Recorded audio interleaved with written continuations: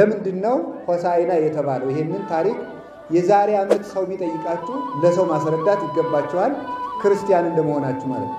ምን ማለት ነው ሆሳዕና? የዛሬው እሑድ ለምንድነው ሆሳዕና የተባለው? ለምንድነውስ የምንሰበሰበው? ለምንድነው እንደዚህ አይነት ነገር የምንይዘው?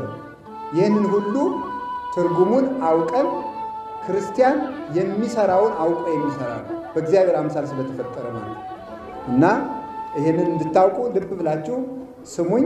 ለሁሉም እግዚአብሔር ከሁላችን ጋር ይሁን። ወቀሪቦ እግዚእ ኢየሱስ ኢየሩሳሌም በጽሐ ቤተፋጌ እንተገቦ ደብረ ዘይት።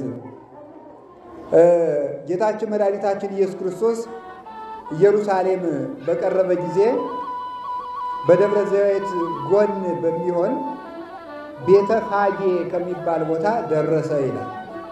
ጌታችን መድኃኒታችን ኢየሱስ ክርስቶስ ከስቅለቱ በፊት ዓርብ ሊሰቀል እሁድ ማለት ነው። እሁድ ቀደም ብሎ ቅዳሜ ለእሁድ አጥቢያ ሌሊቱን ቤተፋጌ ከሚባል ቦታ ላይ ደረሰ። ማን? ጌታችን። በየት? በደብረ ዘይት አጠገብ። ስሙ ማን ይባላል? ቤተፋጌ። እዚያ ቦታ ላይ ሲደርስ ደቀ መዛሙርቱን እንዲህ አላቸው፣ ወይቤሎሙ እግዚእ ኢየሱስ ወምዝ ፈነወ እግዚእ ኢየሱስ ክልኤተ ማርዳይሁ። ከዚህ በኋላ ጌታችን መድኃኒታችን ኢየሱስ ክርስቶስ ከደቀ መዛሙርቱ ሁለት ተማሪዎቹን መርጦ እንዲህ አላቸው፣ ሁሩ ሀገረ ዘቅድሜክሙ፣ ወደፊታችሁ ወዳለው ሀገር ሂዱ። ወትረክቡ እድግተ እስርተ ምስለ እዋላ፣ ከውርንጫዋ ጋር የታሰረች አህያ ታገኛላችሁ። ፍትሕዎሙ ወአምጽእዎሙ ሊተ፣ እናቲቱንም ግልገሏንም ፈትታችሁ አምጡልኝ አላቸው። እመቦ ዘይቤለክሙ ምንተ ትገብሩ፣ እናንተ ሰዎች የታሰረ አህያ የምትፈቱ ምን እያደረጋችሁ ነው የሚላችሁ ሰው ካለ በሉ እግዚኦሙ ይፈቅዶሙ፣ ባለቤታቸው ጌታቸው ይፈልጋችኋል በሉ። ውእተ ጊዜ ይፌንውክሙ፣ ያን ጊዜ አህዮቹን ስትፈቱ ለምንድን ነው እነዚህን አህዮች የምትፈቱ የሚላችሁ ሰው ከመጣ ባለቤታቸው አምጡ ብሎናል በሉ፣ ሰዎቹም ይሰዷቸዋል። ወዝንቱ ኩሉ ዘኮነ ከመ ይትፈጸም ዘተብህለ በነቢይ በልዋ ለወለተ ጽዮን ነዋ ንጉሥኪ ይመጽእ ኀቤኪ ጻድቅ ወየዋህ እንዘ ይጽያን ዲበ እድግት ወዲበ እዋላ። ይህ ሁሉ የተፈጸመው እንደዚህ ያደረገው በነቢይ በዘካርያስ የተነገረው ትንቢት ይደርስ ዘንድ ነው። ምን የሚል? የጽዮንን ልጅ እንዲህ በሏት፣ እነሆ ጻድቅና የዋህ የሚሆን ንጉሥሽ በአህያዋና በውርንጫዋ ላይ ተጭኖ ወደ አንቺ ይመጣል ተብሎ በነቢይ የተነገረው ይፈጸም ዘንድ ጌታችን አህያ አምጡልኝ አለ። ወገብሩ አርዳይሁ በከመ አዘዞሙ እግዚእ ኢየሱስ፣ ደቀ መዛሙርቱም ጌታችን እንዳዘዛቸው ሄደው ወደፊታቸው ወዳለው ሀገር ሄደው አንዲት እናት አህያ ከነወርንጫዋ ታስራ አገኙ። ያችን አህያ ፈትተው ለጌታ አመጡለት። ወረሃኑ አልባሲሆሙ በላዕሌሆሙ፣ ቅዱሳን ሐዋርያት ልብሳቸውን መደረቢያቸውን ከአህዮቹ ላይ አነጠፉለት። ወተጽዕነ ዲቤሆሙ፣ ጌታችንም በሁለቱ አህዮች ተጫነባቸው። እናቲቱ ሁለት ነገር እናስተውላለን እንዴት አድርጎ እንደተጫናቸው። ግልገሊቱ ዝቅ ያለች ናት፣ እናቲቱ ከፍ ያለች ናት። እሱ ባወቀ ግን ከፍና ዝቅ ሳይሉ ሁለቱን እንደ በሬ ጠምዶ በአንድ ላይ ተጭኗቸዋል። አንድም ደግሞ ውርንጫይቱ ጭነት ያለመደች ናት። እሱ ሲፈቅድ ግን መጫን ያለመደችው ውርንጫ ጠባይ ኑሯት ተገዝታ ለሱ ታዘዘች። ከቤተፋጌ እስከ ቤተ መቅደስ 16 ምዕራፍ ነው።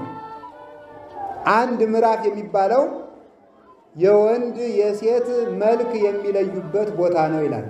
ያ ማዶ ገሌ ነው፣ ያቺ ማዶ ገሊት ናት የሚባልበት ቦታ ዓይናችን ሰው መለየት እስከሚችልበት ያለው ርቀት በመጽሐፍ ቋንቋ አንድ ምዕራፍ ይባላል። ከቤተፋጌ እስከ ቤተ መቅደስ ድረስ 16 ምዕራፍ ነው። ጌታ ሰው መሆኑን ለማጠየቅ ተመቸኝ ብሎ ሁሉን አይጠቀምምና 14ቱን በእግሩ ሄደ። 2ቱን ምዕራፍ በእናቲቱ ሄደ። 2ቱን ምዕራፍ በእናቲቱ ከሄደ በኋላ መቅደሱን 3 ጊዜ ዙሮ በውርንጫይቱ ገብቷል። ይህ 16 ምዕራፍ ይሆናል። ከዚህ በኋላ ይህንን ሲያደርግ በአህያ ላይ ተጭኖ ሲሄድ ሌሎቹ ሕዝቦች ምን አደረጉ? ወነጸፉ አልባሲሆሙ ውስተ ፍኖት፣ እንኳን አንተ የተጫንክባት አህያ እንኳን መሬት ልትነካ አይገባትም ብለው ለአህያይቱ ልብሳቸውን አነጠፉለት። ሐዋርያት ከአህያይቱ ላይ ነው ያነጠፉ። ሕዝቡ ደግሞ ምን አደረጉ? ለአህያይቱ አነጠፉላት። አህያይቱ በመሬት ላይ አትሄድም ብለው። አንዳንዶቹ ደግሞ ምን አሉ? ወቦ ካልአን ሕዝብ እለመተሩ አይጹቀ ይላል። ሌሎቹ ደግሞ ሙስተ ዕፀው። ሌሎቹ ደግሞ ምን አደረጉ? ከወይራው እንደዚህ ከዘንባባው በዕለቱ ጌታ ተቆርጦ የተመሰገነበት ዛፍ ነው። ይሄ 3 አይነት ዛፎች ናቸው የሆሳዕና ዕለት ጌታ የተመሰገነባቸው። ልብሳቸውን ማንጠፍ ያልቻሉ ሰዎች ደግሞ ቅጠል እየቆረጡ አነጠፉለት። አንዱ ዘንባባ ነው፣ አንዱ ወይራ ነው፣ አንዱ ደግሞ ምንድነው? ተምር ይባላል። የተምር ዛፍ ነው። እነዚህ 3ቱን አነጠፉለት። ከዚያ በኋላ በፊት ያሉትም እለሂ ያሐውሩ ወለሂ ይተልው፣ አህያይቱን እየመሩ የሚሄዱ ነበሩ። ከአህያይቱ በኋላ የሚከተሉ ነበሩ። አህያይቱን የሚመሩትም ሆሳዕና ለወልደ ዳዊት ይላሉ። አህያይቱን የሚከተሉትም ሆሳዕና ለወልደ ዳዊት፣ ለዳዊት ልጅ ሆሳዕና መባል ይገባዋል። ሆሳዕና ቡሩክ ዘይመጽእ በስመ እግዚአብሔር፣ በእግዚአብሔር ስም የሚመጣ ቡሩክ ነው። ሆሳዕና በአርያም፣ በአርያም ለእርሱ ምስጋና ይገባል እያሉ አመሰገኑት። ሕፃናት ተሰብስበው በዛሬ ቀን ጌታችንን ሆሳዕና በአርያም፣ ሆሳዕና በአርያም እያሉ አመስግነዋል። ሕፃናት የሚባሉት እንደነዚህ ሕፃናት ብቻ አይደለም። የ40 ቀን ሕፃናት ቤተ መቅደስ በብሉይ ኪዳን ቤተ መቅደስ መግባት የሚቻለው በ40 ቀን ነው። 40 ቀን መዋዕለ ንጽሕ ተፈጽሞላቸው ቤተ መቅደስ የገቡ ሕፃናት እናታቸው ልጄ ምን ሆነ እያሉ እየደነገጡ የ40 ቀን ሕፃን አፉ ሲፈታ ያስደነግጣል። የእናቱን ጡት እናቱ ጡት ስታጎርሰው ጡቱን እየተወ ሆሳዕና በአርያም ብሏል። ዛሬ የ40 ቀን ሕፃናት የ80 ቀን ሴቶች ሕፃናት ሆሳዕና በአርያም እያሉ ፈጣሪያቸውን ለይተውት አውቀውት አመስግነውታል። ታዲያ በዚህ ጊዜ ቀናተኞች ጸሐፍት ፈሪሳውያን መጥተው እነዚህ ሰዎች የሚሉትን አሰማም እንዴ ያሉ ምን እያሉ ነው? አሰማም? አዎ ሰምቻለሁ። እናንተስ የመጽሐፉን አልሰማችሁም እንዴ ያሉ። ለምንድን ነው ሆሳዕና የሚባለው ነገር ቁም ነገር ስላለው ነው። ሕዝቡ ሆሳዕና ሲል ለምንድን ነው ዝም የምትለው? ገሥጾሙ ለአርዳኢከ፣ ደቀ መዛሙርትን ገሥጻቸው፣ ሕዝቡንም ዝም በሉ፣ ሆሳዕና አትበሉኝ በላቸው አሉት። ለምንድን ነው ዝም እምላቸው? አሰማም እንዲህ አሉት። እናንተ የመጽሐፉን አልሰማችሁም? እማፈ ደቂቅ ወሕፃናት አስተዳሎከ ስብሐተ በይንተ ጸላኢ ከመ ትንሥቶ ለጸላኢ ወለገፋኢ፣ ከሕፃናት አንደበት ምስጋናን አዘጋጀህ በይንተ ጸላኢ፣ ዲያብሎስን ደስ አይበለውል ብለህ ከመ ትንሥቶ ለጸላኢ፣ ጸላኢ ዲያብሎስን ወደ ገፋኢ፣ ገፋኢ አይሁዳዊን ትነቅለው ዘንድ ከሕፃናት አንደበት ምስጋናን አዘጋጀ ተብሎ የተነገረልኝ ፈጣሪ ነኝ እኮ አላቸው። አላወቃችሁኝም እንዴ ፈጣሪ ነኝ አላቸው። ይህንን አማን እብለክሙ እነዚህ ሕፃናት ዝም ቢሉ ይላል ተመልከቱ፣ ድንጋዮች ያመሰግኑኛል አላቸው። እነዚህ ድንጋዮች ያመሰግኑኛል። ሕፃናትን ዝም በሉ እሱ ዝም ባይል ዝም በሉ ዝም አላስቢል ቢለዱና ሕፃናትን ዝም በሉ ሆሳዕና ይባላል አትበሉ ብለው ሕፃናትን ከለከሏቸው። ሲከለክሏቸው የደብረ ዘይትና የቢታንያ ድንጋዮች በሙሉ መጥተው አፍ አውጥተው ሆሳዕና በአርያም ሆሳዕና በአርያም ሆሳዕና ለወልደ ዳዊት እያሉ አመሰገኑት። እግዚአብሔር የሰው ችግር የለበትም። እግዚአብሔር የአገልጋይ ድሃ አይደለም። ዓለም ሁሉ ከቤተ መቅደስ ዙሪያውን እስካለው ሕዝብ ያለው ድረስ ሁሉ ቢጠፋ እግዚአብሔር አገልጋይ ቸግሮት አያውቅም። ድንጋዩ ቀድሶ ዛሬ አመስግኖታል። ይሄን አደረገ። በቤተ መቅደስ ያሉትን ነጋዴዎች በሙሉ ጠርጎ አስወጣ። ይሄ ታሪኩ ነው። ስለ ቃሉ የእግዚአብሔር ስሙ የተመሰገነ ይሁን። አሁን ታሪኩን መያዛችሁ ከተረጋገጠ በኋላ ትርጉሙ ይነገረናል ማለት ነው። እሺ ዛሬ ጌታ የት ደረሰ አልኳችሁ? ኢየሩሳሌም በሉ። ከኢየሩሳሌም አጠገብ ማን የምትባል ቦታ ቢታንያ፣ ከቢታንያ አጠገብ ማን የምትባል ቤተፋጌ በሉ እንጂ ያዙ እንጂ ምንድን ነው? ምን አላችሁኝ? ቤተፋጌ። እዚያ ሲደርስ ከ12 ሐዋርያት ስንት ተማሪ መረጠ? በሉ ንገሩኝ። 2 ናቸው። እነዚህ በብዙ ሊቃውንት ጴጥሮስና ዮሐንስ ናቸው የሚሉም አሉ። ያዕቆብና ዮሐንስ ናቸው የሚሉም አሉ። ግድ የለም እኛ ሁሉም ይሁኑ። 2 ተማሪ መረጠ። ምን አላቸው? ወደ ምስራቅ ሀገር ሂዱ አላቸው አይደል? ኧረ አላልኳችሁም? ያልተጻፈ ለምንድነው የምትናገሩ? ወደ ምስራቅ ነው ያላቸው። ምንድን ነው ያላቸው? ወደ ፊታችሁ ሀገር እስኪ በሉ። እሺ እዚያ ሄዳችሁ ምን ታገኛላችሁ አላቸው። አቤት የታሰሩ ስንት አህያ? 2። ምንና ምን አህያ ናቸው? እናትና ግልገሏ ማለት ነው። በጣም ጥሩ። ሂዳችሁ ምን አድርጉልኝ አላቸው? ፈታችሁ አምጡልኝ። ሰው አትፍቱ ሲላችሁ ምን በሉ አላቸው? ጌታቸው ይፈልጋቸዋል በሉ አላቸው። እሺ ፈተው አመጡለት። ጌታ በአህያ የተጫነ ለምንድን ነው? የነቢያት ቃል ይፈጸም ዘንድ። ይኸው አልሰማችሁኝም ማለት መስማቱን ሰምታችኋል። ቀጥሎ ያለውን አልለው። ስለዚህ ይህንን ያደረገበት በነቢይ በአህያ ተጭኖ ይመጣል ንጉሥሽ ኢየሩሳሌም ተብሎ ስለተጻፈ ማን ጽፎ? ዘካርያስ። አምጥተው አህዮቹን ሐዋርያት በአህዮቹ ላይ ምን አረጉለት? ኧረ መልሱ እናንተ ሰዎች። ታሪኩን ካላዛችሁት ቁጭ ነው። ትርጓሜዋን አልናገርም። እሺ ምን አረጉለት? ልብስ አለበሱለት። እሺ በጣም ጥሩ። ሌሎቹ ሰዎች ደግሞ ምን አረጉለት? የት ላይ ያነጠፉለት? ሐዋርያት ምን ላይ ነው ያነጠፉት? ሌላው ሰው ደግሞ እንደናንተ ምዕመናን ማለት ነው። ምዕመኑ ደግሞ የታነጠፈለት መሬት ላይ ያነጠፉለት። እሺ ሌሎች ሰዎች ደግሞ ምን አደረጉ? ዘንባባ ቆርጠው አነጠፉለት። ያላቸውን ዘንባባ የተቆረጠለት ዛፍ ስንት አይነት ነው? ምን ናቸው?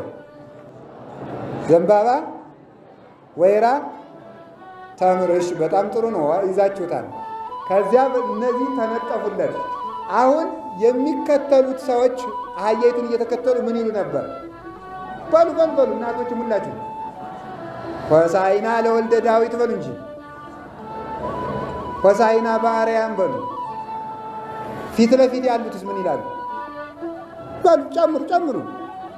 ሆሳዕና ለወልደ ዳዊት፣ ሆሳዕና በአርያም እንደዚህ ይሉ ነበረ። ሰዎች መጥተው ጸሐፍት ፈሪሳውያን ምን አሉት? ዝም አሰኝ አሉት። እሱ ምን አላቸው? በመጽሐፍ ያለውን አልሰማችሁምን አላቸው። እዚያ ሕፃናት አመሰገኑት። ሕፃናትን ዝም ቢያሰኟቸው ድንጋዮች መጥተው አመሰገኑት ማለት ነው። ስለ ቃሉ እግዚአብሔር ስሙ የተመሰገነ ይሁን። አሁን እንግዲህ ትርጉሙን ያዙ። ጌታችን መድኃኒታችን ኢየሱስ ክርስቶስ ቤተ ፋጌ ደረሰ። ቢታንያ የድሃ መንደር ነው። ቤተ ፋጌ ማለት ፋጌ የሚባል ሰው ነበረበት እዚያ አጠገብ። ሁለት ትርጉም ነው ያለው። አንደኛ የተመሳቀለ ጎዳና ማለት ነው። አህዮቹን ሊያስመጣ ሲል ጌታ ቢታንያ ቤተ ፋጌ ከሚባል ቦታ ላይ ቆሞ ነው ያዘዘ።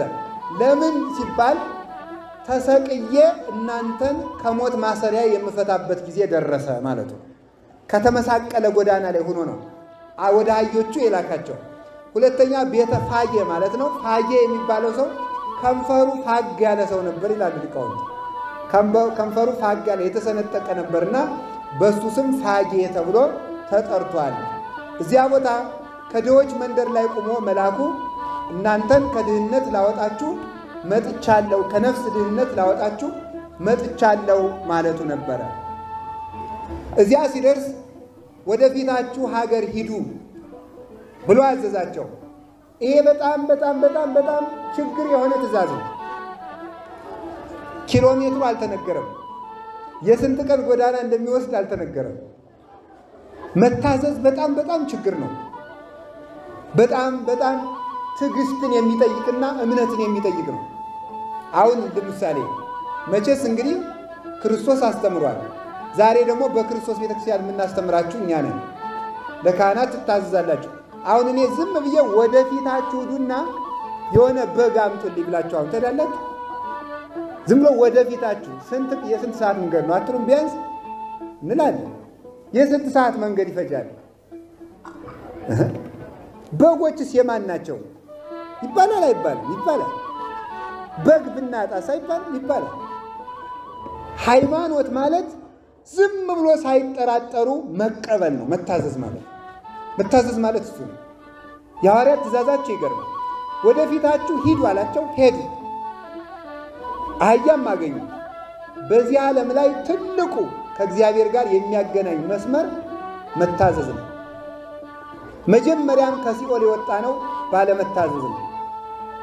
ሔዋን ስላልታዘዘች ሞትነ፣ እመቤታችን ስለታዘዘች ዳን። አዳም ስላልታዘዘ ጠፋን፣ ክርስቶስ ስለታዘዘ ዳን ማለት ነው። አለመታዘዝ ያመጣብንን ዕዳ መታዘዝ አጠፋልን። ትዕቢት ያመጣብንን ዕዳ ትሕትና አጠፋልን። ካዛዥና ከታዛዥ ማን ይበልጣል? ማን ይበልጣል? እውነታችሁን ነው። ካዛዥና ከታዛዥ ማን ነው የሚበልጥ? ታዛዥ ነው የሚበልጥ። የሉቃስ ወንጌል ምዕራፍ 2 ላይ ጌታ ለእመቤታችን እየታዘዘ አደገ ይላል። ከእመቤታችንና ከጌታ ማን ሊበልጥ ነው? እስኪ ንገሩኝ። ጌታ ነው የሚበልጠው። ፈጣሪ ነው እሱ፣ እሷ ፍጡር ናት። ጌታ እንደውም ሊቃውንት ይላሉ ይህንን አንቀጽ ሲተረጉ ክርስቶስ ለሰው እየታዘዘ ስላደገ ከአባቱ አላነሰም። አንተም ለሰዎች ስለታዘዝክ ስለተላክ ሰዎች የበለጡ አይምሰልህ፣ አንተ የተዋረድክ አይምሰልህ። ለዚህ ነው ጌታ ለሐዋርያት ምን አላቸው? ከእናንተ ታላቅ መሆን የሚፈልግ ሰው ካለ የእናንተ ታዛዥ ይሁን ያለ።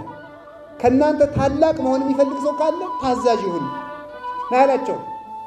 የሚገባችሁን ሰርታችሁ ከጨረሳችሁ በኋላ የማንጠቅም ባሪያዎች ነን በሉዋል። ስለመታዘዝ አንድ ታሪክ ልንገራችሁ። አንድ መነኩሴ እንዲያደረገ ደቀ መዝሙሩን ምን ይለዋል? መቃብር ቤት ነው የሚኖረው። ከነሱ መቃብር ቤት አጠገብ ራቅ ብሎ ከሌላ መቃብር ቤት አንድ ክፉ አውሬ አለ፣ ያየውን ሁሉ የሚበላ እና በልቶ በግ ገሎ ከብት ገሎ በልቶ ስጋ ተርፎታል። ይህንን መነኩሴው በራያይና ደቀ መዝሙሩ ምን ይለዋል? ሂድና ከዚያ የአውሬ ካተረፈው ስጋ አምጣልኛል። እንዴ ቢበላኝስ አለው። አምጣ ብያለሁ። እሺ ብሎ ሄደ። ሌላ የሚብስ ነገር ልንገራችሁ። አውሬው ሰው አይታይ ነው። ሂድ አምጣልኝ። የበቃ ባይታዊ ነው መነኩሴ። ኋላ ያ መነኩሴ እሺ ብሎ ሲሄድ ቆይ ረስቼዋለሁ፣ እንዲያውም ሄደ አስረህ አምጣዋል። ስጋውን ይዞ ሲመጣ አውሬው ዝም ይለዋል ወይ? ሌላ ጥያቄ ነው። ደግሞ ጭራሽ አስረህ ይዘውናል። አናብርት ቢሆኑ የአውሬ የማይፈጀው የለም፣ እንደ ደራጎን ያለ ነው። ኋላ ሲመጣብኝ ምን ልበለው አለ። አባ ጳውሎስ ነው የሚባል መነኩሴ። አባ ጳውሎስ ይዘውና ብለውኛል በለው አለ። እሺ ብሎ አለ። ሲሄድ ሊበላው ሲመጣ እኔ አይደለም አባ ጳውሎስ ነው የላከኝ ስጋውን አምጣ ብሏል። አላ ስሙን ሲጠራ ሸሻ አለ።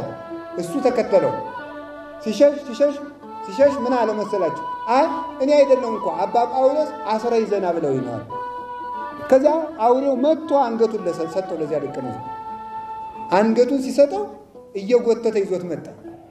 ይዞት ሲመጣ ደግሞ እኔ እኮ በታዛዥነቴ አውሬ አስሬ ማመጣ ላይ ብሎ ደግሞ ትዕቢት እንዳይሰማ አንተ ወራዳ ደግሞ አውሬ ብለብላ አውሬ እየጎተትክ ታመጣ ብለው ደግሞ በዱላ ይሄ ይደንቃል እኮ እንደ አባቶቻችን እኮ ለምን ትዕግስት እንዲለምድና እንዳይታበይ ነው።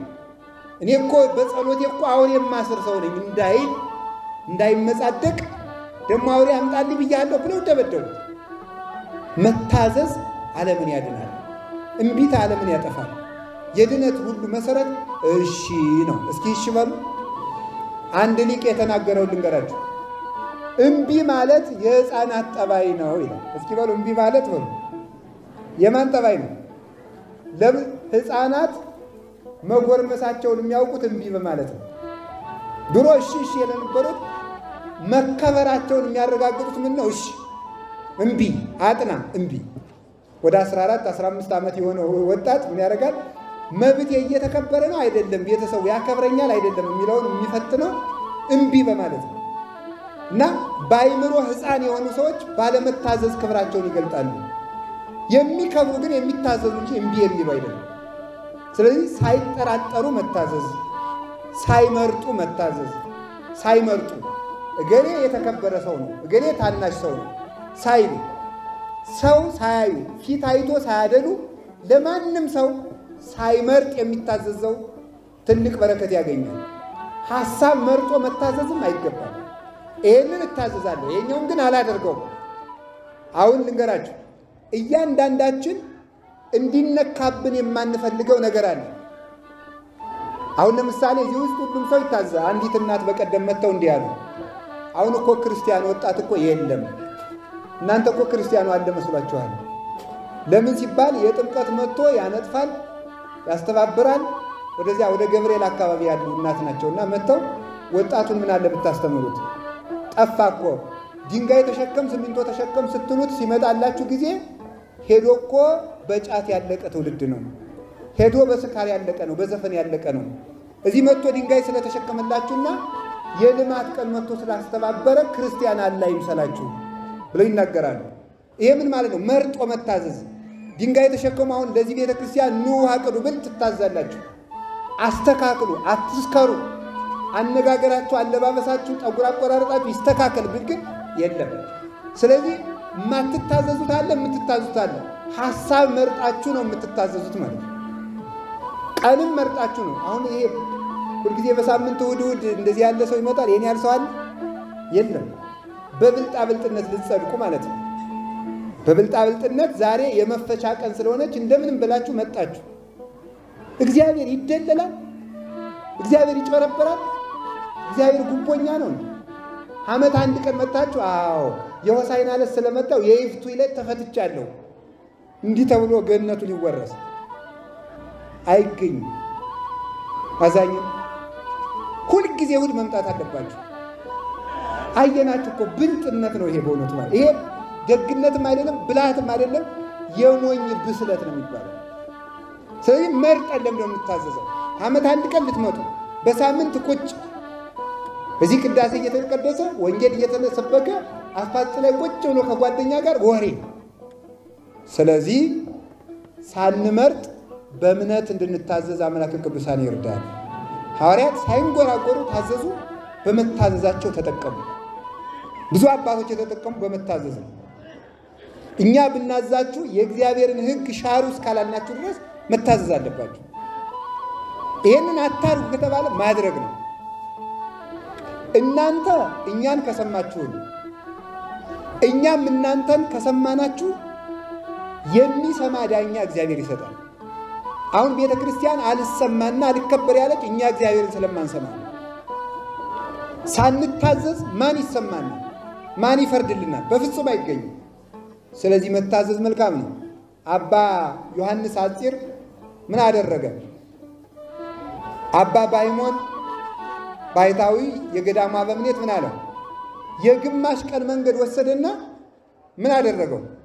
የግማሽ ቀን መንገድ ወስዶ በትሩን ተክሎ ደረቁን መቋሚያ ተክሎ ልጄ በል እንግዲህ የግማሽ ቀን ውሃ መንገድ ውሃ እያመላለስ አጠጥተ ይችን ለፍሬ ያብቃታል። የግማሽ ቀን መንገድ ተመላልሶ ማለት እንግዲህ በቀትር ደግሞ አንደኛ ስር ያለው ዛፍም በሆነ ውሃውን ግማሽ ቀን እየተሸከመ አባ ባይሞን ቅጠል አውጭ ብለውሻል እያለ አባ ባይሞን ቅጠል አውጭ ብለውሻል አንቺ በትር እያለ ያጠጣታል። ከዚያ በኋላ ለመለመች፣ አፈራች፣ ትልቅ ዛፍ ሆነች። አባ ባይሞን ቢሄድ አፍርታለች። ደወል ደውለው የገዳሙን ደወል ደውሎ አባ ባይሞን መነኮሳቱን በሙሉ ሰብስቦ ከዚያ ከደረቀው እንጨት ከተፈራው ፍሬ አምጥቶ ከፍሬው አምጥቶ ለገዳሙ መነኮሳት የመታዘዝ ፍሬ ብሉ ብሎ አበላቸው። ደረቁ ለፍሬ በቅቶ ማለት። ስለዚህ መታዘዝ ነው የሚያድነው እንጂ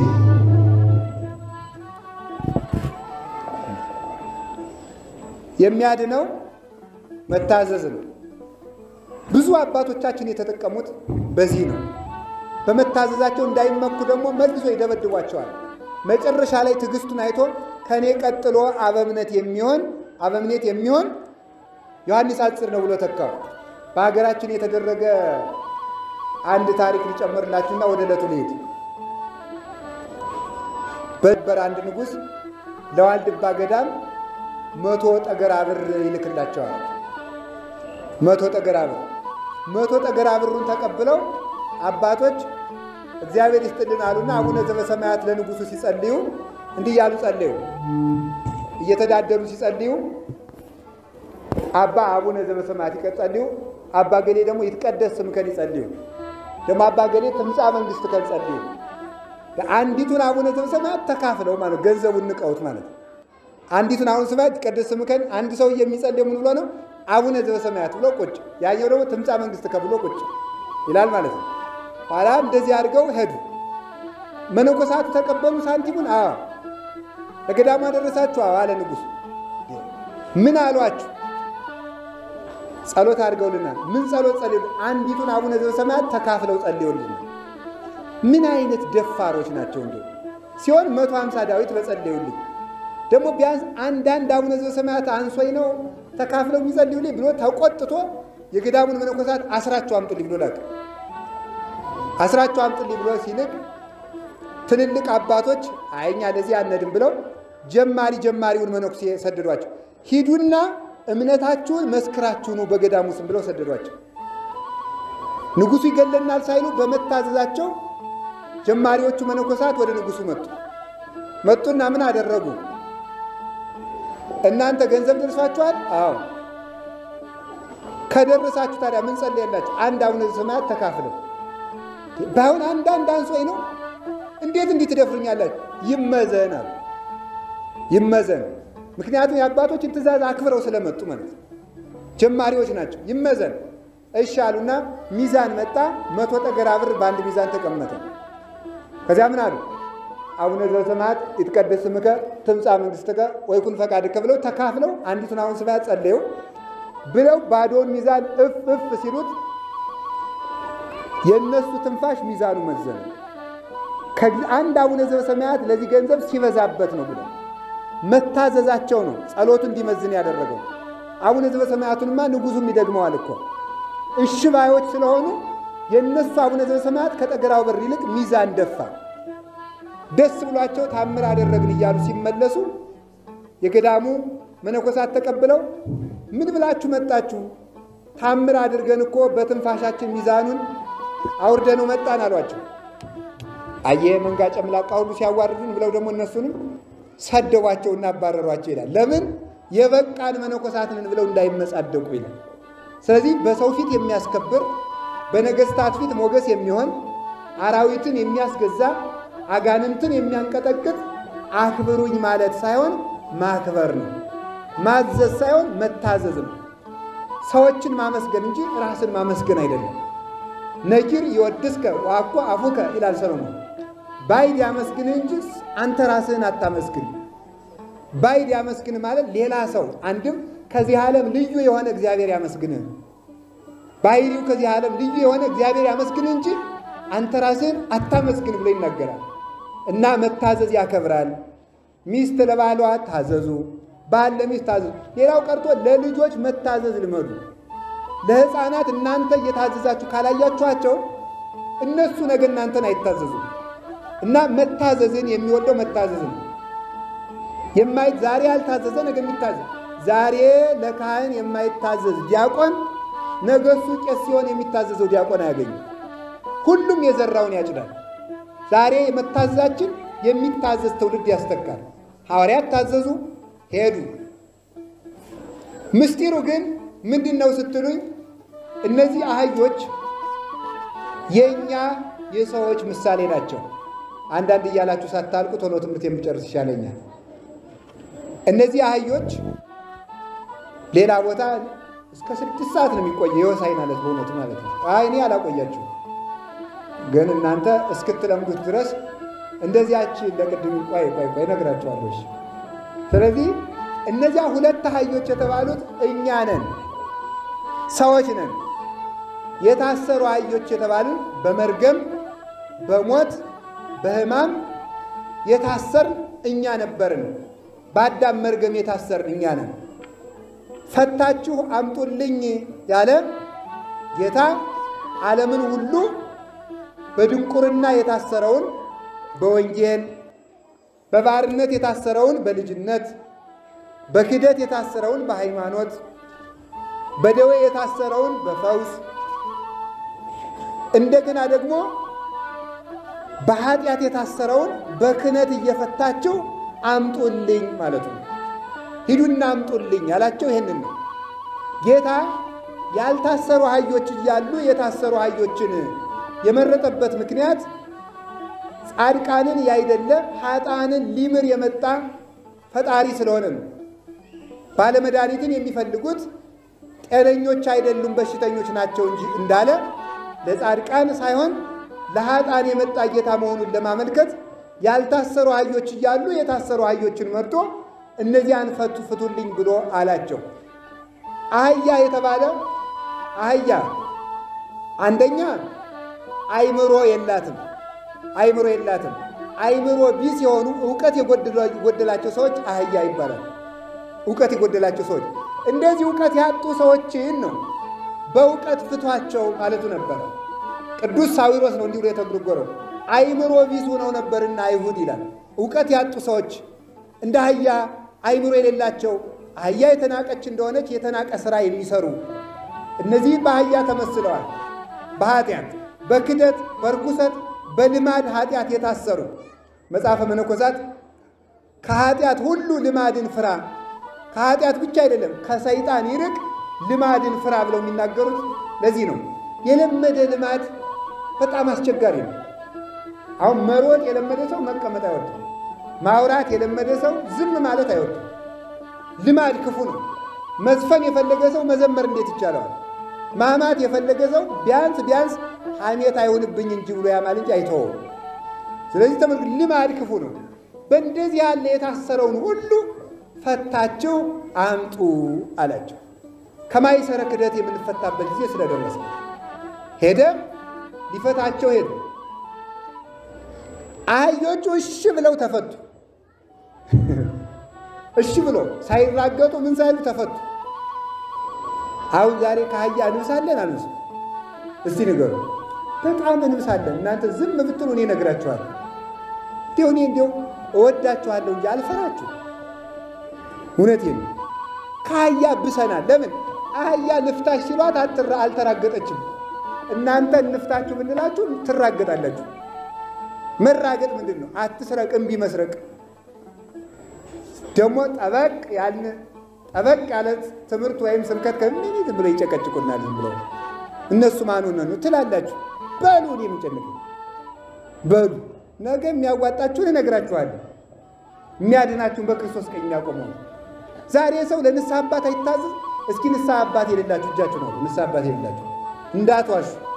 ደግሞ እግዚአብሔር ቤት ብላችሁ ዋሹ። ተመስገን ነው። አውጡ እንጂ ከፍ አድርጉት። በሞት ከፍ አድርጉት። እሺ። ስለዚህ ትፈታላችሁ አትፈቱም? መልሱላችሁ። ማለት ትፈታላችሁ አትፈቱም? ወይ አንፈታም ወይ እንፈታለን በሉ። ኧረ ተው እናንተ ሰዎች፣ አህያ በተፈታበት ቀን አንፈታም አትበሉ። እንፈታለን በሉ። ትፈታላችሁ አትፈቱም? ታዲያ እንግዲህ የምትፈቱ ከሆነ ንስሐ አባት ካልያዛችሁ በምንድን ነው የምትፈቱ? ገመድ መሰላችሁ? ኃጢአት እኮ ነው። ንስሐ አባት ከሌላችሁ በምንድን ነው የምትፈቱት? ስለዚህ እንዳትያዙ፣ ንስሐ አባት የላችሁም።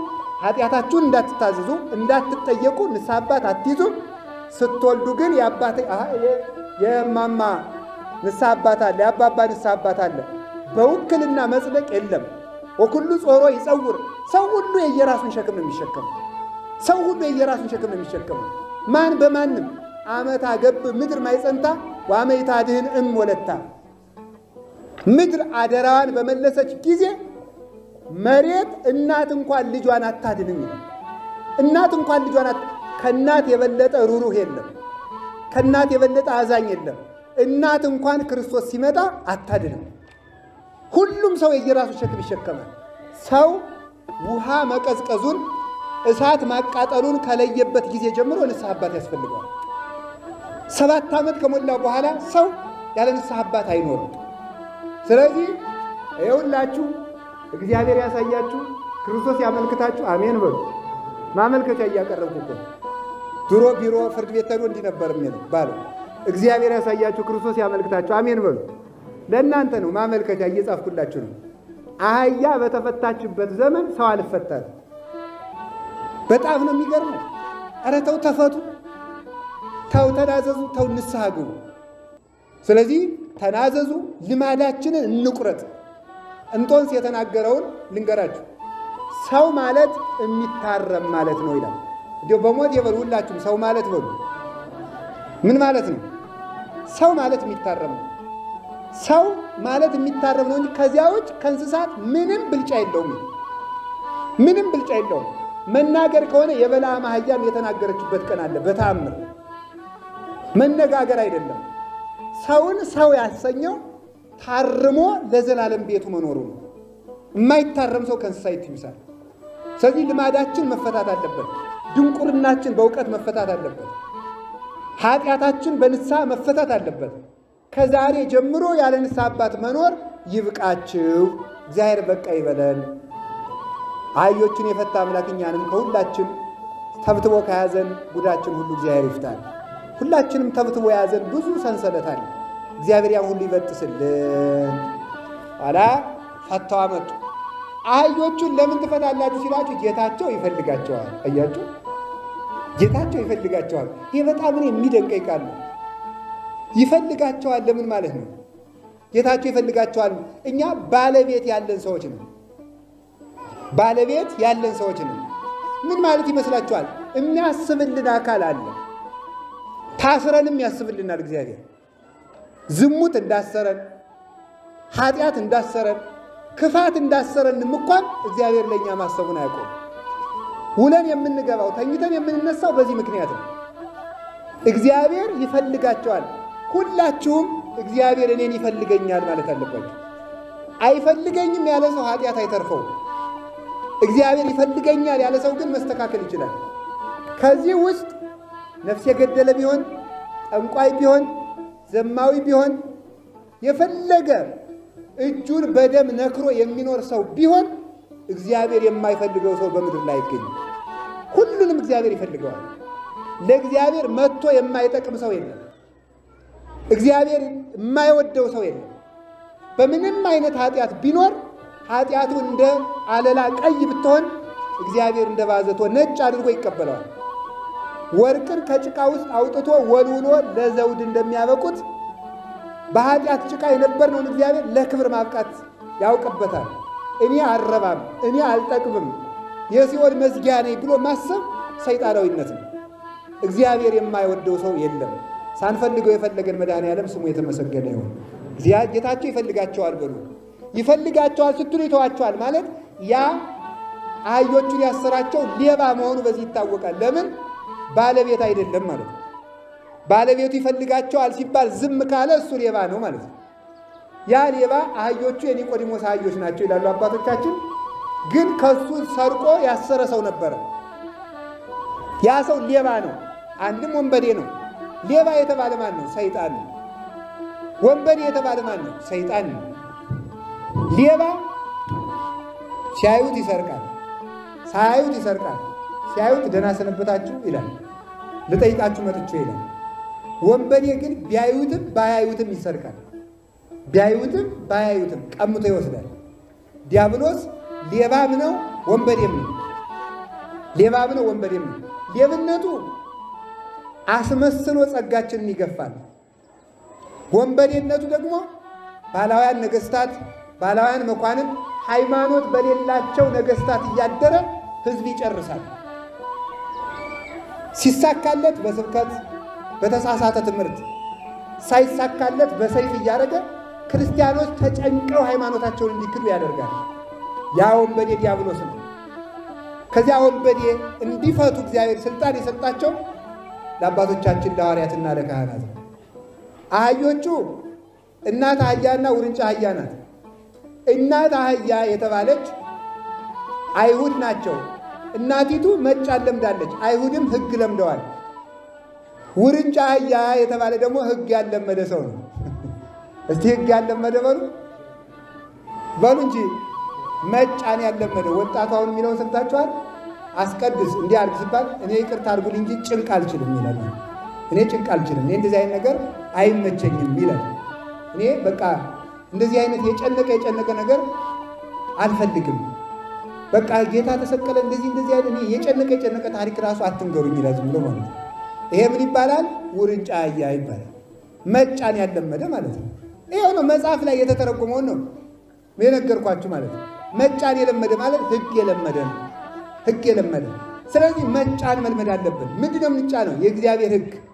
የእግዚአብሔር ህግ ቀላል ሸክም ነው። ከዲያብሎስ ቀንበር ያወጣን ዘንድ የእሱን ቀላል ሸክም በላያችን ላይ ጭኗል። ለህግ መታዘዝ፣ 16ቱን ህግጋት አክብሮ መኖር፣ አፈንጋጭ አለመሆን፣ ጭንቅ ስትመጣ ወዲያ ወዲህ አለ ማለት ነው።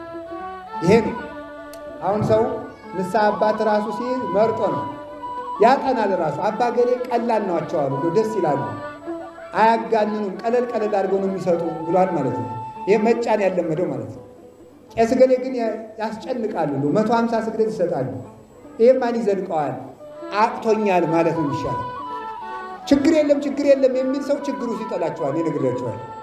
ችግር የለም የሚል ንስሐ አባት እየፈልጋችሁ የምትይዙ ከሆነ ችግር ውስጥ እንዳትወድቁ ህግ መልመድ ይገባል። ስለዚህ ያንን ነው ያልተጫነችው አህያ የተባለች በዚህ ምክንያት ነው እላችኋለሁ።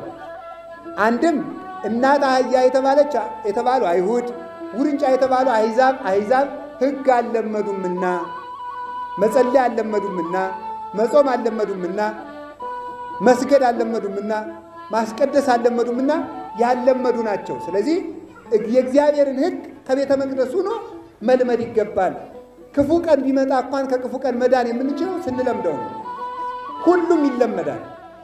እነዚህን አህዮች ጌታ በሁለቱም አደረባቸው ማለት ህግ ያለመደ ሰው በኃጢአት የኖረ ሰውም ሲመጣ ህግ እንደለመደ ሰው እኩል ያድርበታል፣ በረከቱን ያሳድርበታል።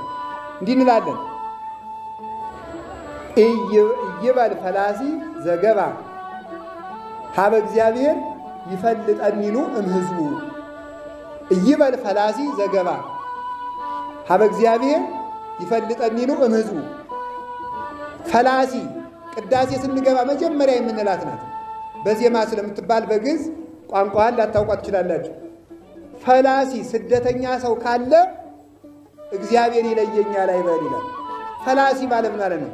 ከኃጢአት ተሰዶ ከጣዖት ተሰዶ የመጣ ሰው ካለ እግዚአብሔር እኔ ኃጢአተኛ የነበርኩ ሰው ነኝና እኔን ይቀበለኝ ይሆን ከቅዱሳን ይለየኝ ይሆን አይበል። እግዚአብሔር ከቅዱሳን ጋር ይጨምረዋል፣ አይጠራጠር። ሳይጠራጠር ያስቀድስ ይቁም።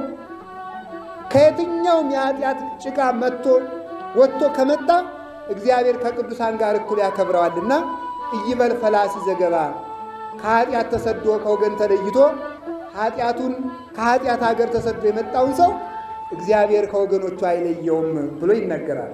ሁለቱም አደረባቸው። 14 ምዕራፍ ተጫነው። 14 ምዕራፍ 10ቱ ትእዛዛት ወይም 10ሩ ሕግጋት ናቸው። ከኔ ከእግዚአብሔር በቀር ሌላ አምላክ አታምልክ፣ አትስረቅ፣ አትመንዝር፣ ሰንበትን አክብር የሚለው እነዚህ 10ሩ ናቸው። 4ቱ ኪዳናት የሚባሉ አሉ።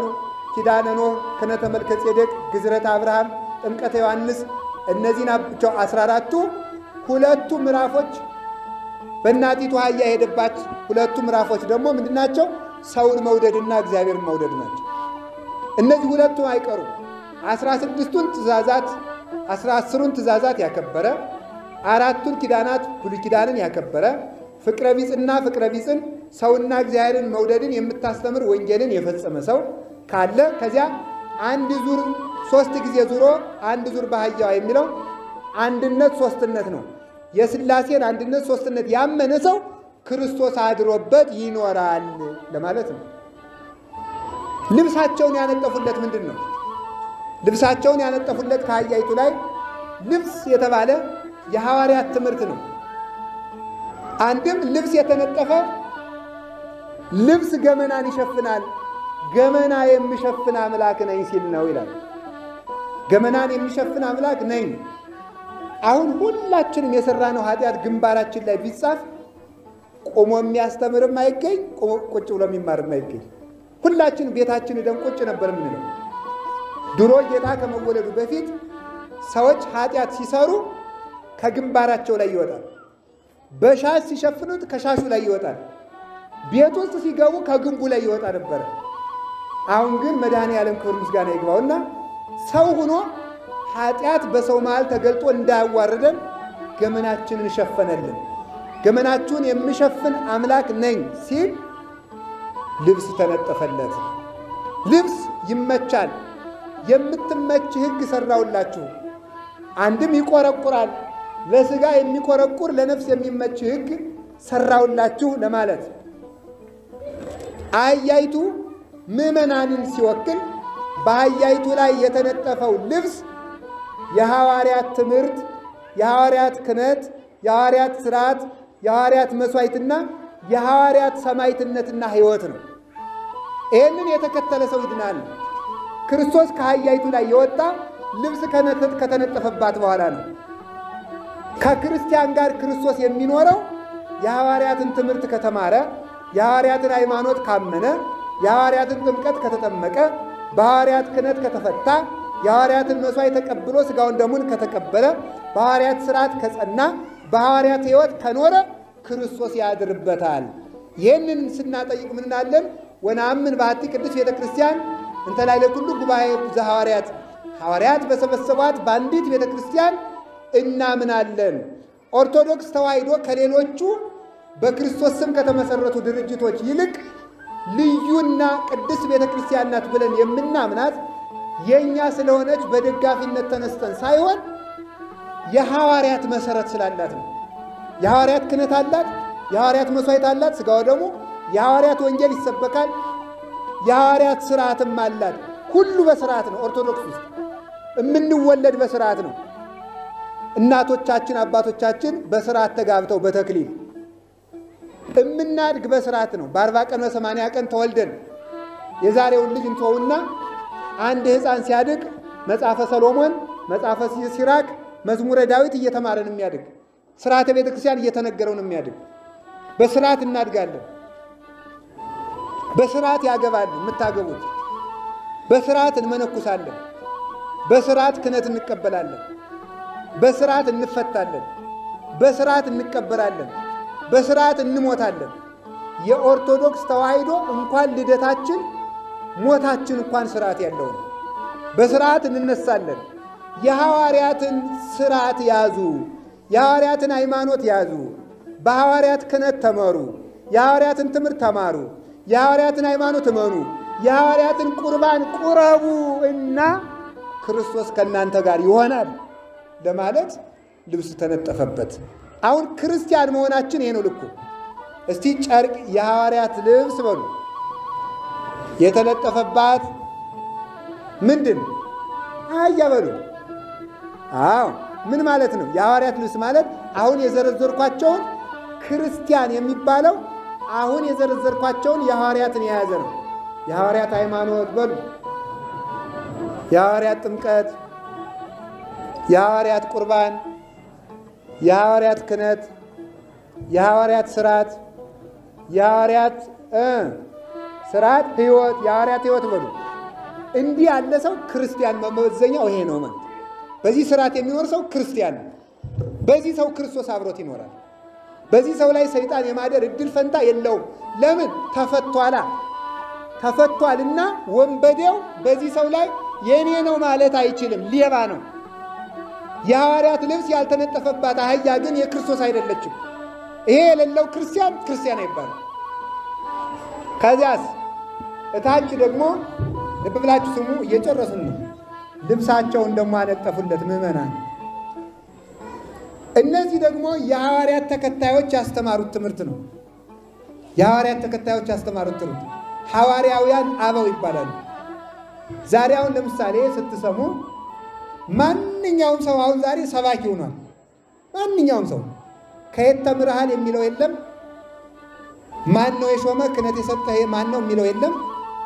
የትኛው ቅዱስ ሲኖዶስ ወይም የትኛው ጳጳስ ነው ያሰማራህ የለም የሚለው የለም። ትምህርት ቤት ይሄን ነው። ማን መምህር ነው አስተምር።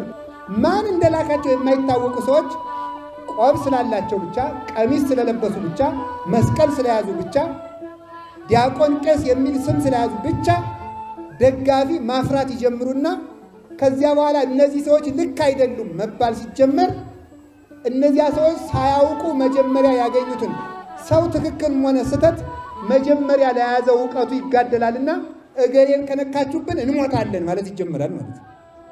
እንዲህ ያለ መንጋ ይሰበሰባል። ኦርቶዶክሳዊ ያይደለ ማለት ነው። አሁን በዚህ ዘመን ታዲያ ምን ይላል መሰላችሁ? እነገሌ ልክ አይደሉም፣ እነገሌ ልክ አይደሉም ሲባል ሰው ምን ይላል? ታዲያ ማንን እንመን ይላል። እስኪ በሉ እንጂ እንደዚህ የሚል ጥያቄ ጠየቀ። መስፈርት ነገርኳችሁ። የሐዋርያት ክህነት በሉ እኔ ሳይደክመኝ እንዳልታደቁ የሐዋርያት ክህነት፣ የሐዋርያት ትምህርት፣ የሐዋርያት ሥርዓት፣ የሐዋርያት መስዋዕት፣ የሐዋርያት ሕይወት፣ የሐዋርያት ጥምቀት፣ የሐዋርያት ቤተ ክርስቲያን እነዚህን ጠብቆ ከያዘ አንድን ሰው መምህር አባት ብለን እንቀበለዋለን። እነዚህን ተቀብሎ ቆርቦ የሚያቆርብ ቀድሶ የሚያቆርብ ሕዝቡ እንዲያስቀድስ የሚያደርግ ሥርዓት ጠብቆ የሚል ተምሮ የሚያስተምር ሳይማር የሚያስተምር እንዴት የት ይመጣል? እንዴት ነውር እኮ ነው በእውነቱ ማለት ነው። ሳይማሩ ማስተማር ሐዋርያዊነት አይደለም። በመገለጥ ቢሆን ኑሮ መጀመሪያ ከሐዋርያት የተገለጠላቸው የለም። ብርሃነ መለኮቱን በደብረ ታቦር ያዩ፣ በባሕር ላይ እንዘይርህስ አገሪሁ እግሩ ሳይረጥብ በባሕር ላይ ሲሄድ ክርስቶስን ያዩ እነሱ፣ ነፋስ ሲገሰጽ ያዩ እነሱ፣ አጋንን ሲገሰጹ ያዩ እነሱ፣ ሙት ሲነሳ ያዩ እነሱ፣ ድውይ ሲፈወስ ያዩ እነሱ፣ ዲዳ ሲናገር ያዩ እነሱ፣ እውር ሲበራ ያዩ እነሱ፣ ደንቆሮ ሲሰማ ያዩ እነሱ፣ ህብስት አበርክተው ያሳለፉ እነሱ፣ ተስፋ የተሰጣቸው እነሱ፣ ክህነት እፍ ብሎ የሰጣቸው እነሱ፣ ሲነሳ ያዩ እነሱ፣ ሲሰቀል የነበሩ እነሱ፣ ሲያርግ ያዩ እነሱ፣ በ12 ወንበር ተቀምጦ የሚፈርዱ እነሱ ናቸው። ታዲያ መገለጥ ከሆነ ሐዋርያትን ዝም ብሎ ገልጬላችኋለሁ አይላችሁም ነበር? ሐዋርያትም ተምረው ነው ያስተማሩ። ሳይማሩ ማስተማር ሐዋርያዊነት አይደለም፣ የሐዋርያት ቤተ ክርስቲያን ውስጥ አይደለም። ታዲያ መመዘኛውን እየነገርኳችሁ ነው። አንድ ኦርቶዶክሳዊ መምህር፣ አባት፣ መነኩሴ፣ ዲያቆን፣ ባይታዊ፣ ካህን የሚመዘነው ምንድን ነው? የሐዋርያትን ትምህርትና ሥርዓት ይዟል ወይ ነው። እስኪ በሉ የሐዋርያትን ትምህርትና ምን ይዟል ወይ? ሥርዓት ይዟል ወይ? ከዚያ በምንድን ነው የምንመዝነው? ለምሳሌ አሁን እኔ የማስተምረው ትምህርት ከየት ይመዘናል? እኔ የማስተምረው ትምህርት አሁን ከሚያስተምሩኝ መምህር ይመዘናል። አሁን የሚያስተምሩኝ መምህር ከእሳቸው መምህር ጋር ይመዘናል። የእሳቸው መምህር ደግሞ ከእሳቸው ይመዘናል። የዛሬ 100 ዓመት የነበሩት የዛሬ 200 ዓመት ከነበረው መምህር ጋር ትምህርቱ ይመዘናል። የዛሬ ከነበረው ደግሞ 15ኛው 16ኛው ክፍለ ዘመን ከነበሩት ከሌሎቹ ቅዱሳን ከነጨጌ ዕንባቆም ጋር ይመዘናል። የነሱ ከነ አቡነ ተክለ ሃይማኖት ጋር ይመዘናል። የነሱም ከነ ቅዱስ ላሊበላ ጋር ይመዘናል። የነሱም ከዘጠኙ ቅዱሳን ጋር ይመዘናል። የነሱም ከቅዱስ ያሬድ ጋር ይመዘናል። የቅዱስ ያሬድ ደግሞ ከማን ይመዘናል? የቅዱስ ያሬድ ከነ አባ ሰላማ ጋር ይመዘናል። የነሱ ከነ ቅዱስ አትናቴዎስ ይመዘናል። የሱ ደግሞ ከነ እለእስክንድሮስ ይመዘናል። የሱ ከተፍጻሜተ ሰማዕት ከቅዱስ ጴጥሮስ ይመዘናል። የሱ ከአግናጢዮስ ይመዘናል። የአግናጢዮስ ከዮሐንስ ወንጌላዊ ይመዘናል። የዮሐንስ ወንጌላዊ በክርስቶስ ይመዘናል። ይህን ሰንሰለት ጠብቆ የመጣ ሰው የኦርቶዶክስ መምህር ይባላል። መጽሐፍ ቅዱስን አንብቦ የሚናገር ሁሉ እንደ ዛሬ ስልክ ሁሉ ያነባል እኮ መጽሐፍ ቅዱስን አንብቦ መምህር መሆን ይቻላል? አይቻልም። ሳይማሩ ማስተማር አይቻልም። የቅዱሳን ሊቃውንት አሁን መናፍቃኑ ሁሉ ምን ይሏቸዋል መሰላችሁ? ልብ በሉ፣ ሲደርሳችሁ ታዩታላችሁ። ብዙ ልጆች እየካዱ እኮ ነው ወጣቶቹ። መጽሐፍ ቅዱስ አንብቦ ይመጣና መጽሐፍ ቅዱስ ላይ እንዲህ ይላል ይላል። መጽሐፍ ቅዱስ ላይ እንዲህ ይላል ሲለው፣ ስለዚህ መጽሐፍ ቅዱስ እንደዚህ ሲለምን አንተ ኦርቶዶክስ የሆንከው በስህተት ነው ና ሌላ ሃይማኖትን ሲለው ይሄዳል። ቁም ነገሩ ግን የዚያ መጽሐፍ ቅዱስ ትርጉሙ ምንድን ነው?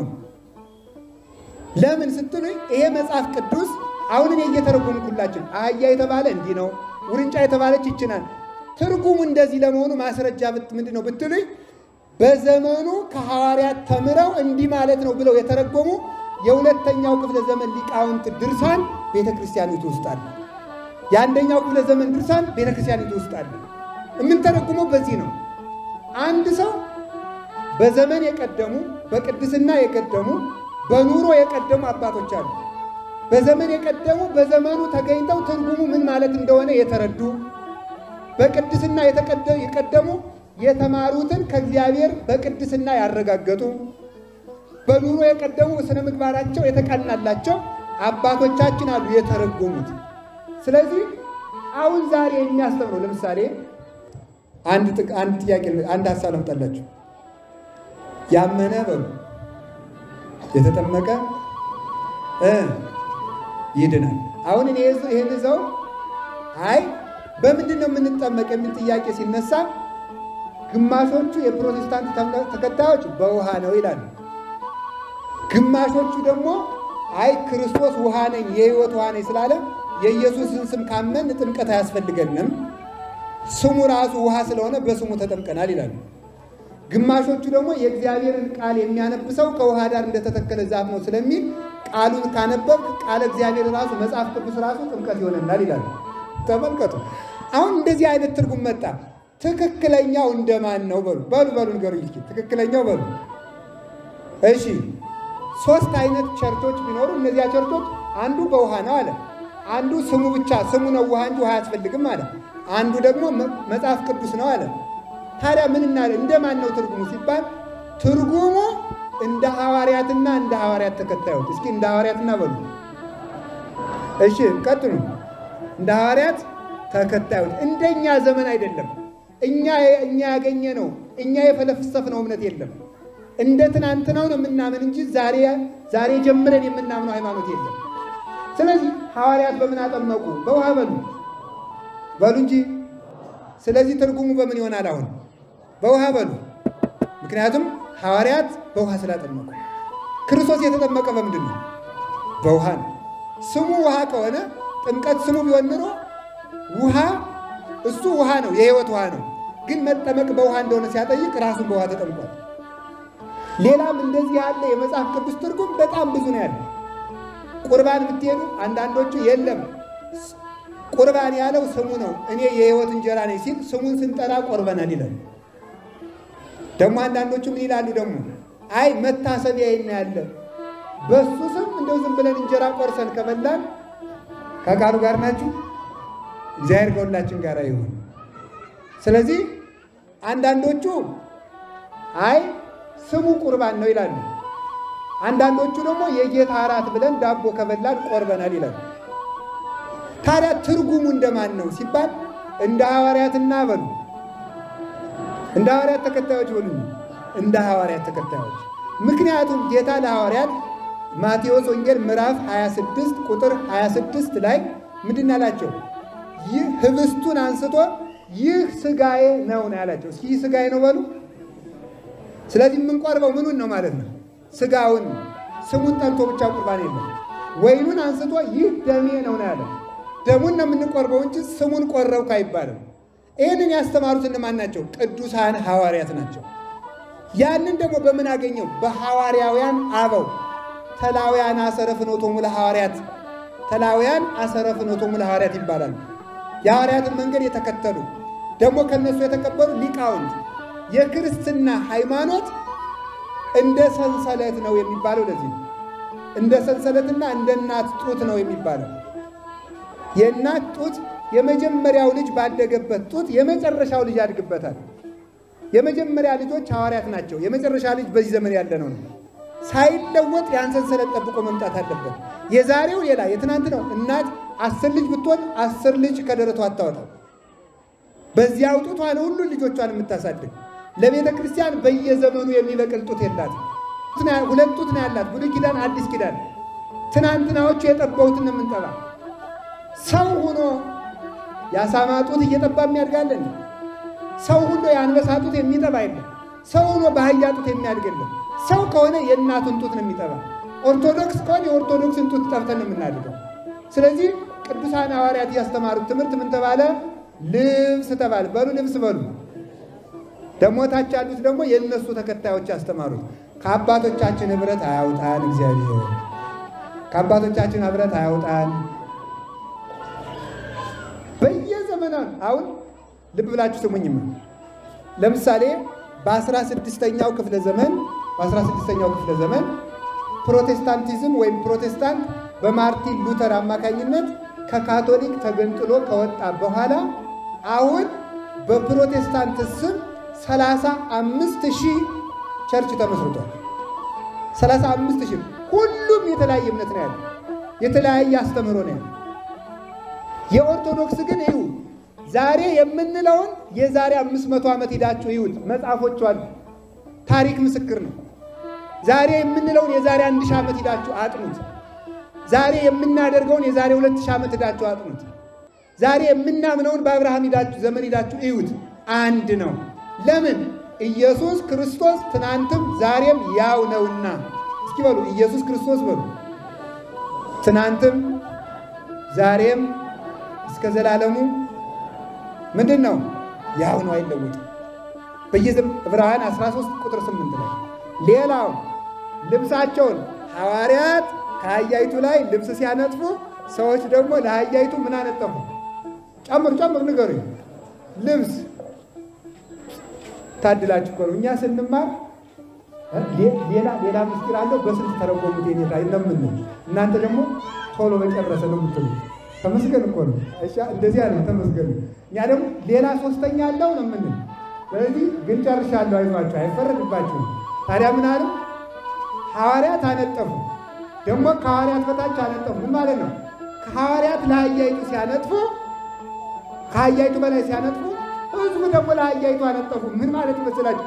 አሁን ደግሞ ልብስ የተባለ የሥጋ ፍላጎት ነው። እስኪ የሥጋ ፈለጉት በሉ። የምን ፍላጎት ነው? ሐዋርያይቱ ለአህያይቱ ልብስ ሲያለብሷት፣ ሰዎቹ ደግሞ ለአህያይቱ አነጠፉ ማለት የሐዋርያትን ትምህርት ተቀብሎ የሥጋ ፈቃድን መተው ነው። የሐዋርያትን ትምህርት ተቀብሎ የሥጋ ፈቃድን መግዛት። እዩ ተመልከቱ። የሥጋ ፈቃድ ነው ልብስ የተባለ። ያንን አስቀንጥሮ መርገጥ ማለት ነው። ለራስ ማስገዛት ማለት ነው። ይህ ምን ማለት ይመስላችኋል? ኦርቶዶክስ ተዋሕዶ ቤተክርስቲያንን እዩዋት። በዓመት ከ365 ቀን መብሉ ይበዛል፣ ጾሙ ሲንገሩኝ ምን ንገሩኝ እንጂ መብሉ ይበዛል፣ ጾሙ ይበዛል፣ እንቅልፉ ይበዛል፣ ትጋቱ ንገሩኝ እንጂ ቤተ ክርስቲያኒቱ ነው የእናንተን እና የኔን አይደለም። ቤተ ክርስቲያን ውስጥ እንቅልፍ ይበዛል፣ ትጋት ንገሩኝ እንጂ ምንድነው? ኦርቶዶክሱ ከምቾት ይልቅ ስጋይ። ለምን? የመስቀል ሃይማኖት ነው። መስቀሌን ተሸከምኩ ስለምን። ቤተ ክርስቲያናችሁ ስንዱ እመቤት ናት። በእውነት ከጥጋብ ይልቅ ረሃብን። አሁን ሕማማት መጥቷል አይደለም? ሕማማት መጣ። በሕማማት እንግዲህ በቀን ስንት ጊዜ ነው የሚበላ? አቤት ንገሩኝ እንጂ አንድ ጊዜ ነው። ስለዚህ አሁን ሕማማት የሚጾም እስከ ምሽት ስንት ሰዓት ነው? 1 ሰዓት ይጾማል። እስከ ምሽት 1 ሰዓት ይጾማል። በዚህ ሳምንት አይዘፈንም፣ ባል ከሚስት ጋር አይተኛም፣ አርባውም አይደረግም። እንኳን ይቺ ሳምንት ብቻ ማለት ነው። በሕማማት ደስ ያለው ሰው የአይሁድ ዘመድ ነው። ክርስቶስን ሰቅለው ደስ ብሏቸዋልና የአይሁድ ዘመድ። በሕማማት ደስ ያለው ሰው የትንሣኤ ዕለት ያልቅስ፣ የአይሁድ ወገን ስለሆነ። በዚህ ሰሞን መስገድ ነው። አንድ መልእክት በዚህ ሳረሳው ላስተላልፍ።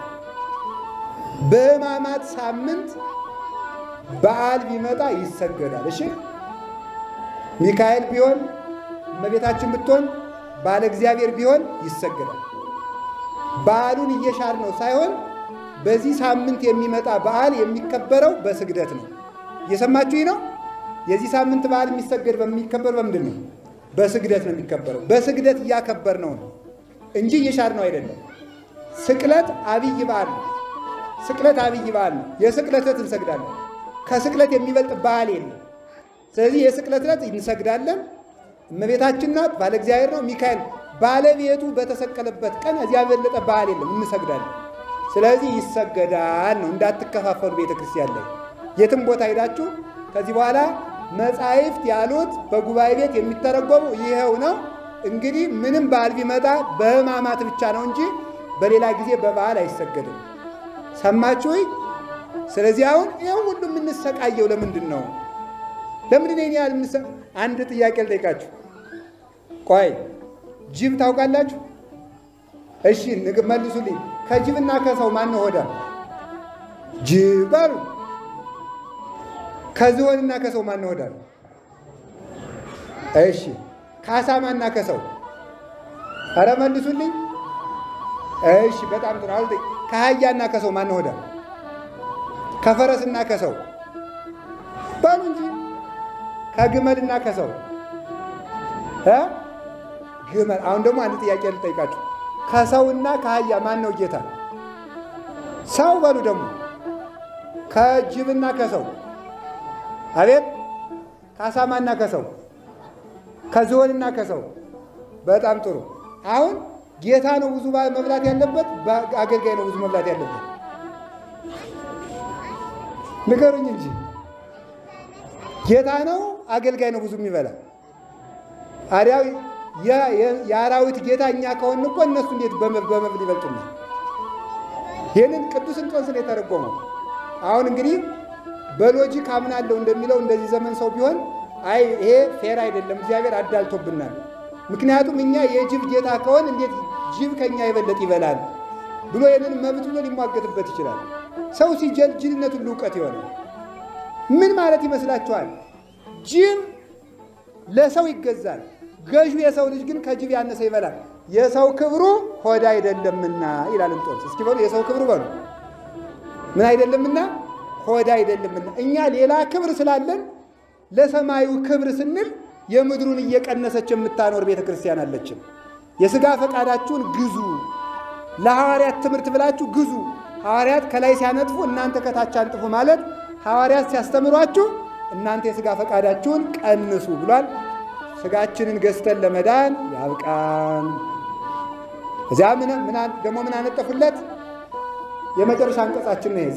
ዛፍ ምን ናቸው? ዘንባባ።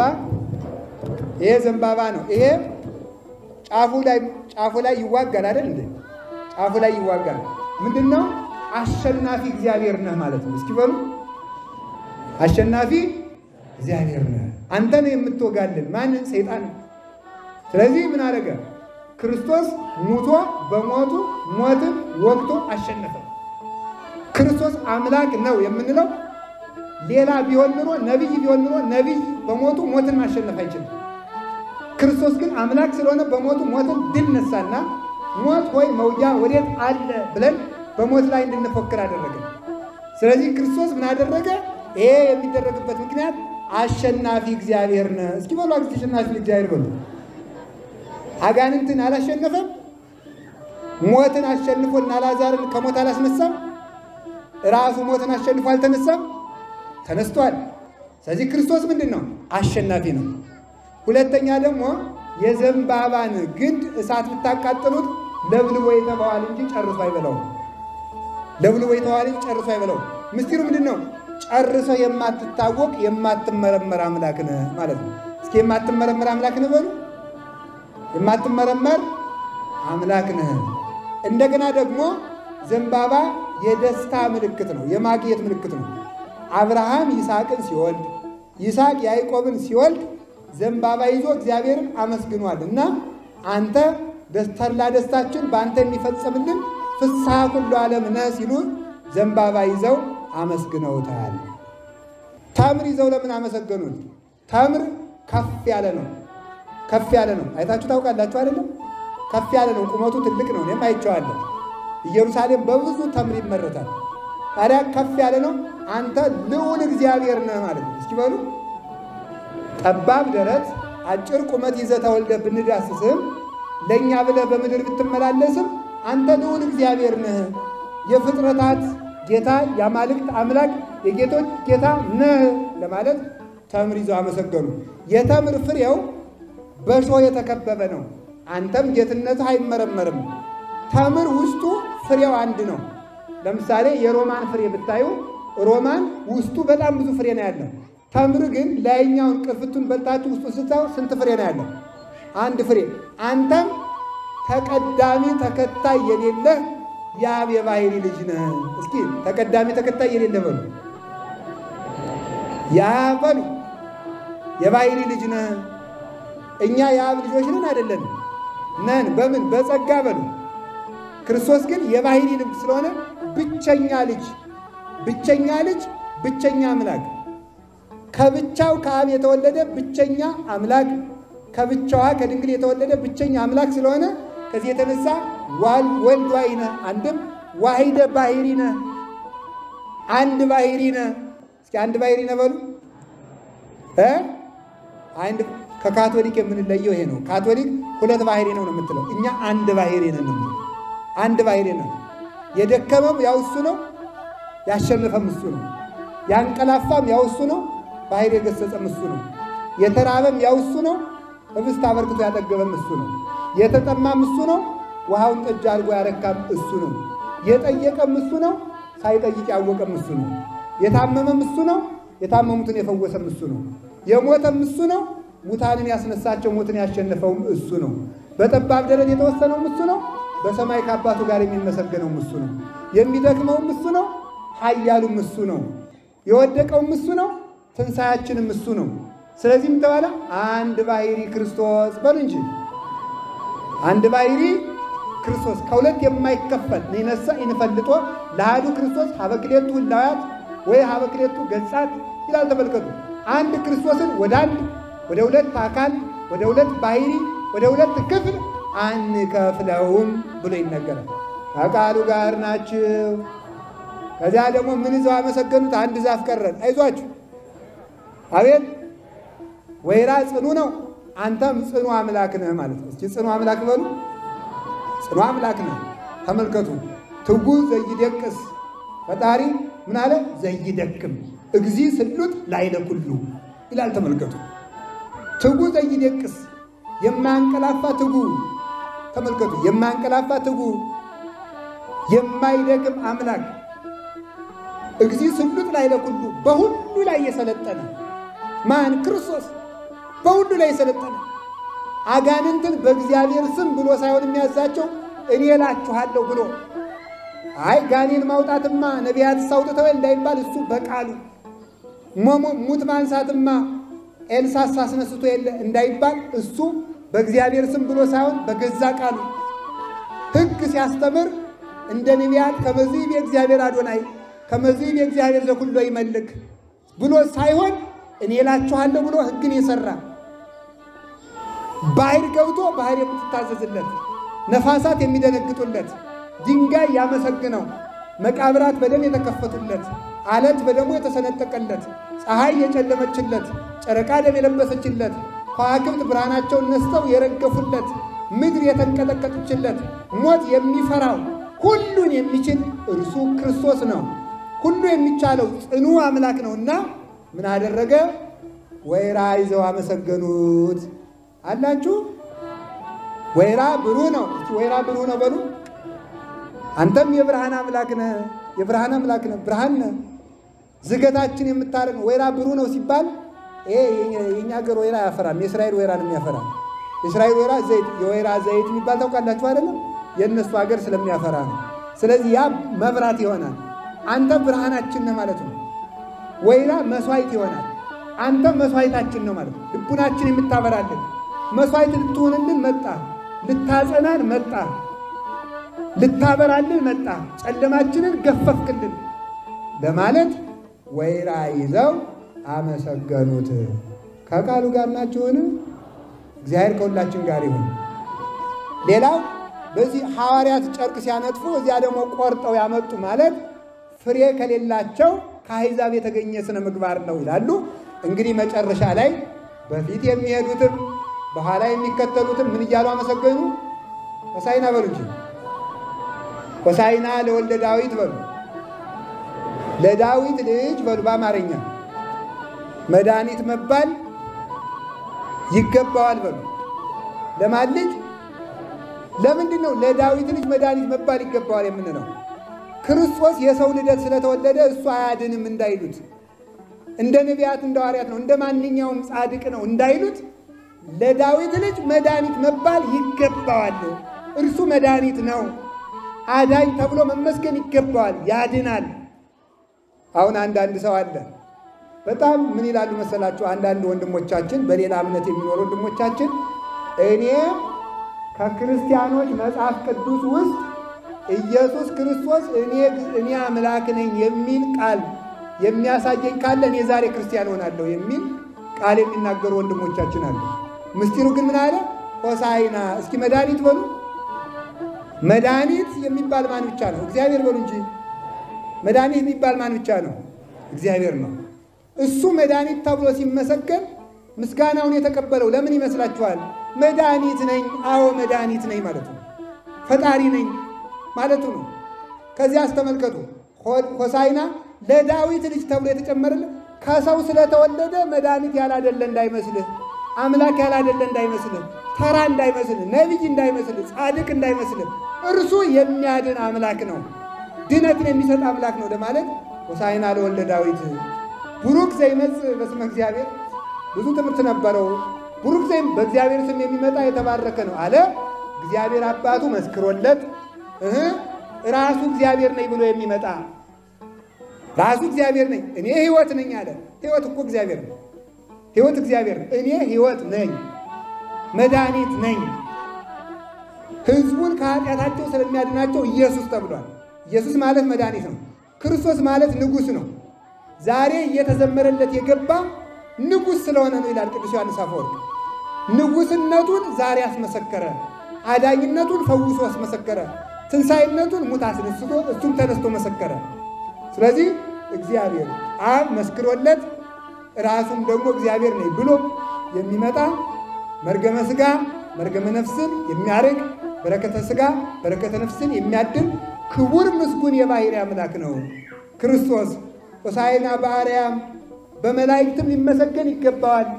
የመላእክት ጌታ ነውና የመላእክት ጌታ ዮሐንስ ወንጌል ምዕራፍ 1 ቁጥር 53 ላይ አማን አማን እብለክሙ እምይእዜሰ ዘየዐቢ እምዝ ትሬእዩ እንዘ ይትረኃዋ ሰማያት ወመላእክተ እግዚአብሔር ያዐርጉ ወይወርዱ ኀበ እጓለ እመሕያው።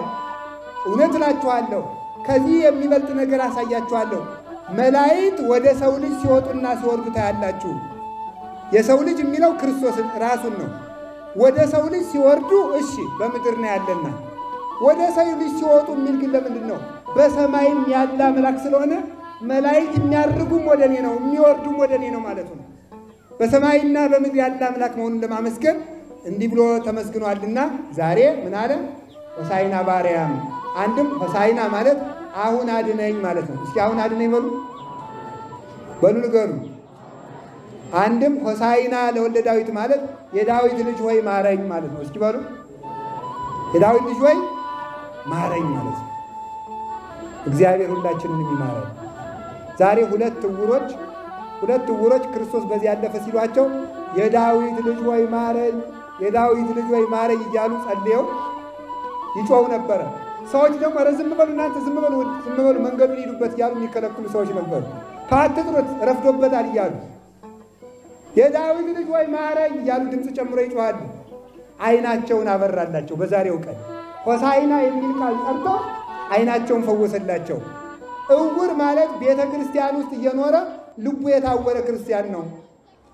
የዳዊት ልጅ ወይ ማረኝ ማለት እግዚኦ መሐረነ ክርስቶስ ብሎ መጸለይ አለበት። ዝም በል የሚሉት ደግሞ አትጸልይ የሚሉ አጋንንት ናቸው። ጸሎት አቋርጥ የሚሉ ማለት ነው። ተኛ የሚሉ ተኛ ትስ ብለህ ተኛ የሚሉ እነዚህ ናቸው ማለት ነው። እነዚያን አልፎ ከጮኸ ክርስቶስ ዓይኑን ያበራለታል ማለት የልቡ ዓይን ይበራለታል። ሰው ዓይኑ ሲገለጥ ፀሐይን፣ ጨረቃን፣ ከዋክብትን ያያል። ፀሐይ ክርስቶስ፣ ጨረቃ ቤተ ክርስቲያን። ጨረቃ ብርሃኗን ከፀሐይ እንደምታገኝ የቤተ ክርስቲያን ብርሃን ክርስቶስ ስለሆነ ከዋክብትን እንደማየት በቤተ ክርስቲያን የሚኖሩ ሰማዕታት ይገለጡለታል። ክብራቸው ይገለጥለታል። የእነሱን በረከት ያገኛል። ሁላችንም እውራን ነን። ሁላችንም ልባችን የታወረን ነው። አንድ ጊዜ ሆሳዕና ለወልደ ዳዊት እንበል በሉ። ሆሳዕና በአርያም የዳዊት ልጅ ሆይ ማረኝ። ድገሙት። የዳዊት ልጅ ሆይ ማረኝ። የዳዊት ልጅ ሆይ ሁላችንንም ይማረን። ጸሎት መጸለይ ቢያቅታችሁ እንኳን ሌሊት ተነስታችሁ መኪናም ውስጥ ስትሳፈሩ፣ ቢሮም ስትገቡ፣ መንገድ ለመንገድም ስትሄዱ በህሊናችሁ ይችን ጸሎት በሏል። እስኪ የዳዊት ልጅ ሆይ ማረኝ በሉ።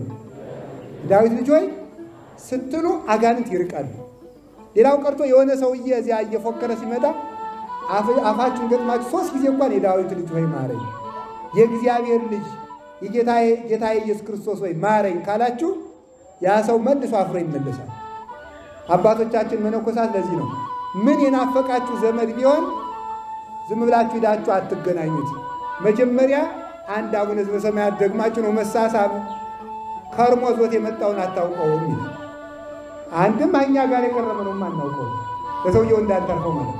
ስለዚህ አሁን በገዳማት መነኮሳት ሲገናኙ ምን ይላሉ? እዚያና እዚያ ምን ቢነፋፈቁ አንዱ እዚያ ይቆማል፣ አንዱ ሲቆማል ወንጌል ይጸልያሉ። እዚህ ላይ ቆሙ ኋላ ይሳሰማሉ። ስለዚህ ምንም ነገር ከማድረጋችሁ በፊት ሌላ ጸሎት ባይቻላችሁ እንኳን ጌታዬ መድኃኒቴ የእግዚአብሔር ልጅ ኢየሱስ ክርስቶስ ሆይ ማረኝ። ይሄ በጣም ትልቅ ጸሎት ነው። ቀን ከሰጠን በሌላ ቀን ስለዚህ ጸሎት ሰፋ አድርገን እንማማራለን። ያስተማረን የመከረን እግዚአብሔር የተመሰገነ ይሁን። ሁላችንንም እግዚአብሔር ይማረን። እግዚአብሔር ይማረን። እግዚአብሔር ይማረን።